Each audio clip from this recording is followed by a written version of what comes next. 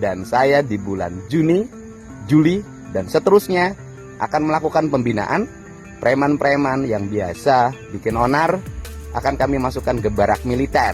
Hercules sempat berseteru dengan Gubernur Jawa Barat Deddy Mulyadi. Awalnya, Deddy Mulyadi menyinggung soal ormas yang terlibat dalam pembakaran mobil polisi di Depok beberapa waktu lalu.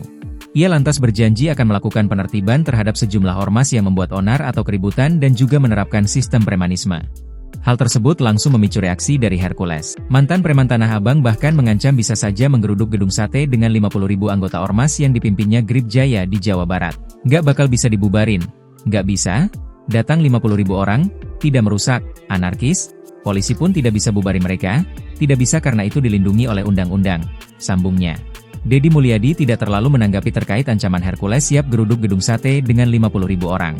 Baru-baru ini beredar video viral yang memperlihatkan kebersamaan Deddy Mulyadi dan Hercules. Keduanya berada di dalam satu ruangan bersama, tampak dalam video mereka sedang berada satu acara di Pondok Pesantren Ora Aji Asuhan Gus Miftah di Sleman. Deddy Mulyadi berhadapan-hadapan dengan Hercules, tapi mereka tidak saling tegur. Hingga kini belum diketahui kapan video tersebut diambil. Namun yang terlihat bahwa Hercules tampak tenang terdiam, tidak segarang omongannya saat membahas KDM seperti sebelumnya. Video tersebut diunggah oleh akun Instagram Hermansyah_Pinayungan.